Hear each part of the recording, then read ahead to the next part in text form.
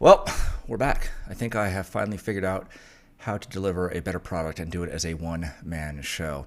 As many of you know, I was posting mock interview commentary here on Interview At for a while and then just stopped.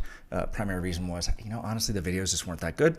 I needed a deep dive, learn a bit more about video quality, video production, and quite frankly, turn myself into a one-man band where I could do it all with one setup. So welcome to another episode of Interview At, where you're going to learn how to use the Amazon leadership principles in your job interviews at any company, which will reduce your stress, saving you time as you prepare, and most importantly, setting you up for success. My name is Brandon Watson, and I'm an ex-executive from Amazon, Microsoft, Oracle, as well as a handful of startups, some of which you've probably never heard of, and that's fine. Using the Amazon leadership principles for interview prep is one of my secret hacks that I came up with while prepping for interviews when the executive recruiters came a-calling. Those questions that start with, tell me about a time when, those are behavioral questions, and they become a mainstay of interviews that aren't technical. My secret was discovering that I could map literally any of those questions to at least one leadership principle. Instead of trying to think of every question that I was going to get asked as I was preparing for these interviews, I instead focused on leadership principle focused story development. And this turns out it works no matter the role, no matter the company, no matter the level. And that's how I go about running my mock interviews and delivering the feedback and coaching for the folks who have come through the process at interviewatt.com. So in these videos, I break down the mock interviews which I've conducted, and hopefully watching these videos will allow you to benefit from my decades of experience of building large teams, highly functional teams, and give you insight into both good and bad interview answers from real candidates that are just like you. Today's candidate, I was targeting a FANG company, Facebook, Amazon, Microsoft, et cetera. I guess FANG-M is what they would call it, and is a mid-career product manager. And in this specific segment of the mock interview, we cover bias for action. The specific question I asked was, and I quote, "I'd now like to talk about a time where you opted to beg for forgiveness instead of asking for permission. What was the situation and what did you do?" And there's follow-up questions that come from there. I would like to take a moment to say, if you find any of this useful, any value in my content, I really do appreciate you liking the video or subscribing to the channel. It helps YouTube know that people like you like this content, and it helps me out because it gets my videos in front of more people that are super stressing about changing careers, changing jobs, moving on in this great resignation that we find ourselves in, et cetera. And they're looking for quality job interview videos that just don't exist on YouTube, which is one of the reasons why I do this. I also wanted to add in, I'd like to have the love notes from candidates. This is actual feedback I got from this candidate after we did our follow-up session down the road after he had his interview.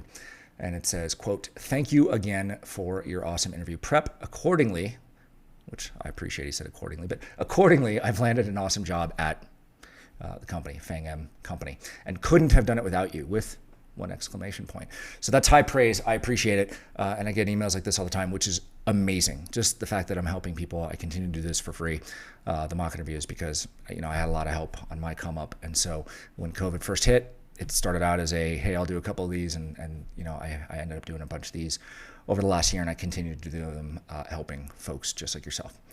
So now we get into the chalk talk session of the video, and I do these in real time. I play back the interview. We're going to play it back, but I'm going to jump in during parts and give feedback as to what I was thinking as the interviewer, providing feedback and coaching content that was delivered to this candidate as well, in line with their answers. That's kind of the written feedback they get back, as well as additional lensing into why are we asking the questions that we ask, what are we really trying to get at, what was he doing right, wrong, what should you do more of, what should you do less of, things like that. And so with that, we will jump right into it. That cut was because I had to turn off the speakers on my other computer, not because I'm not doing the interview. So there we go. All right. So here we go. It's some of the places you've worked, it's not uncommon to have to beg for forgiveness rather than ask for permission. So I'd like to talk about a time where you were begging for forgiveness instead of asking for permission. Let's start with what it was. Yeah. So I took so I have a bunch of people that report to me. One of them came to me with some pre-existing projects. She owned subsites as a portfolio. Subsites is everything on Pinterest that isn't Pinterest. So jobs.pinterest.com, about.pinterest.com, etc. This was a stupid giant waste of her time because we were undervaluing her. So when I say it was a stupid giant waste of her time, she came to my team as a contractor who was paid the TPM1 functionally. And I don't know how familiar you are with TPM1s. You, Brandon, are fairly familiar. But that's a profession that really shouldn't exist because it's saying simultaneously you're the adult in the room but require lots of supervision. Yep. Which doesn't work. So this person came to my team in a somewhat odd position. And I said, okay, this is a problem. Like there's something wrong here, right? You own the subsites portfolio. What developers do you have on it? Oh, we have, 1 full-time and 2 contract. The ask forgiveness versus seek permission is I said to her. So I'm going to pause right here. Part of any good answer when you're in an interview is you really want to set it up well. Amazon uses the STAR format, which is situation, task, action, result. There's videos on YouTube that you can find, and I can cover it at length at some other video if you want it. Just comment down below if you want my input on this. But the corpus of the answer has to start with what is the situation. And if you listen and just hear the words of this candidate, and again, it is super critical to remember that when you're interviewing with a company, one, the person that is the interviewer has likely looked at your resume, might not have until they're walking in the room. 2, they have 45 minutes to an hour with you, and you are a person. They probably don't know who you are. So there is some level of expository that is required, some storytelling and setup, but you don't want to get too cute. There was a lot of words here that it just felt very cutesy, colloquial, almost too casual in the delivery, and doesn't present at that executive level, right? Stating that, I had a high performer on my team. Well, it was a high performer. He didn't actually say high performer, but, kind of said someone was under level. But how you talk about your team. I had a high performer on my team who was under leveled, who was doing work that probably wasn't appropriate for these reasons, right? That's a good setup. But this was like, it was a stupid waste of her time and not great. So the expository wasn't great, and it didn't set up the structure very well for the follow-on answer. Let's kind of continue. I don't want you to produce a 2020 plan for this because this was end 2019. I don't want you to produce a 2020 plan for this area. I want you to produce a plan for why we no longer do this job. Okay. Because our current system is unsustainable. I want you to produce a plan for not this, right? The only thing that's not an option is what we're currently doing because this is dumb. Here's why it's dumb.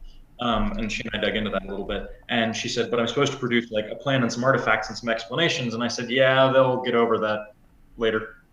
Okay, again, it was dumb, not great, didn't make sense. This is just not good communication. It's not effective, right? It's not helping me understand as the individual on the other side of the table, trying to determine if you're going to be a good fit for the company. How do you make decisions? What is the data that you're using? What is the framework? What is a repeatable framework that you're using to make your decisions? So this becomes somewhat problematic when trying to interpret what's coming in. And quite frankly, at this point, I mean, we're quite a ways into the interview question at this point. The candidate still hasn't established the stakes, right? It's the plan of not you. But what are the stakes? What's the risk of not doing that versus doing it? Why using it that way? There's no stakes here. Bad structure. It's making for a tough story to follow. And so a month later, when my lead came to me and said, hey, what's our plan for subsites? I said, giving it away. And he went, wait, what? And so the ask forgiveness versus seek permission portion was to say, we need to light this particular Viking ship on fire and give it to IT because it's a sustained responsibility, not an active area of active development. We shouldn't be spending Erin on it. Incidentally, I've already transitioned her to business growth and she's already doing a bunch of work over there. So I hope you don't mind that choice. So we finally get to it, right? He's now laid out what the situation was.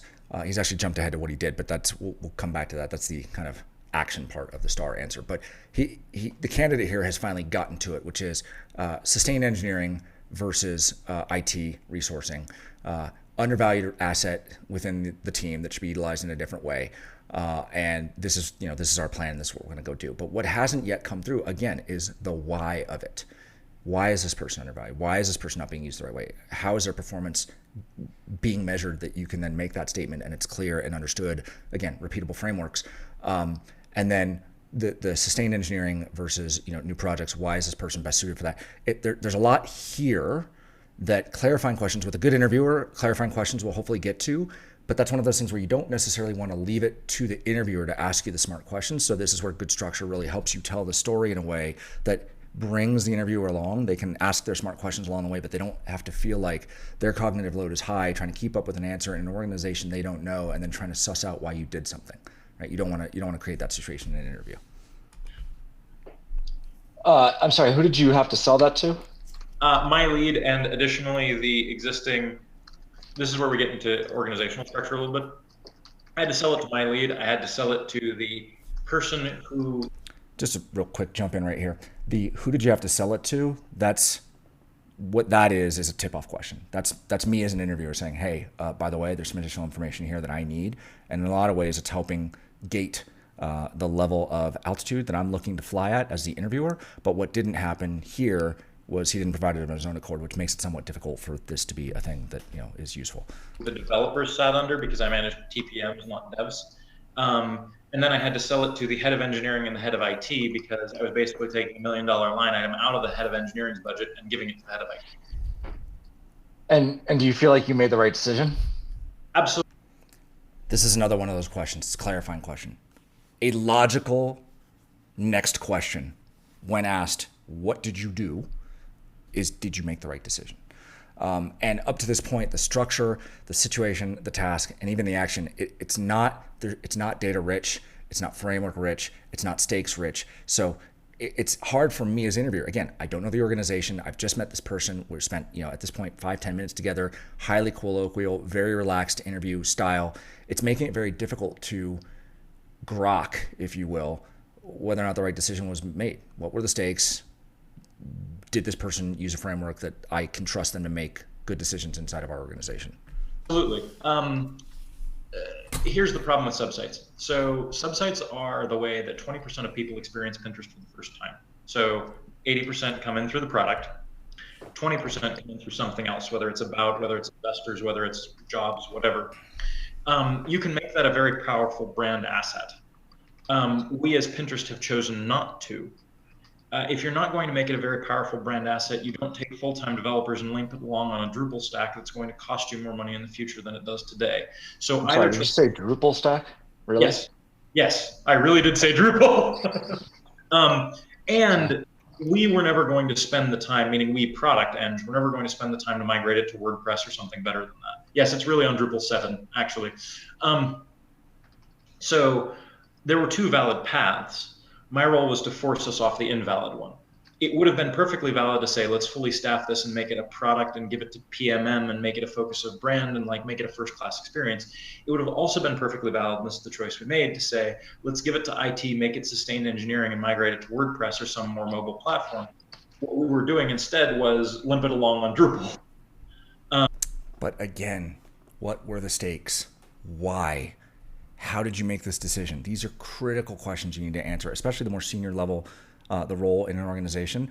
The person on the other side is looking at you saying, can this person function effectively inside of this organization and make high stakes decisions? And up to this point in the interview, we just haven't gotten there. And that was the wrong answer. It needed to be at 0 engineers or 5, and it was instead at 1.5. Got it.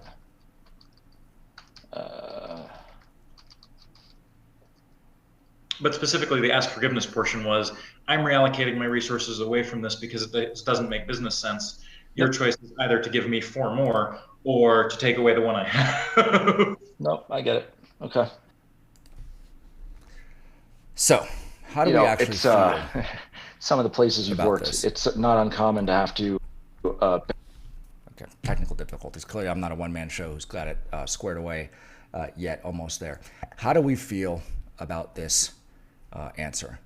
Well, unfortunately, for someone interviewing at a mid-career or PM role, it was not structured very well.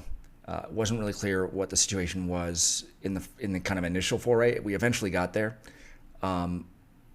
What the candidate did was, I'm reassigning a role, right? There was a sliver of a discussion around, I'm going to have the candidate basically make their job go away by writing up the project plan. Didn't really get into the depth of that. What did that mean and the why of it, right? What was the savings? What was the decision framework? It presented almost as a capricious kind of answer versus a one that was rooted in a repeatable framework, which is, again, the more senior the role, this is what someone like myself who's building a team, a senior leader, is looking for, right? And so I don't doubt that this candidate has bias for action, but as it presented, the stakes were not very high. The data didn't support the assertions, and the data certainly didn't support the stakes. And so it just, this is where story selection really comes into play.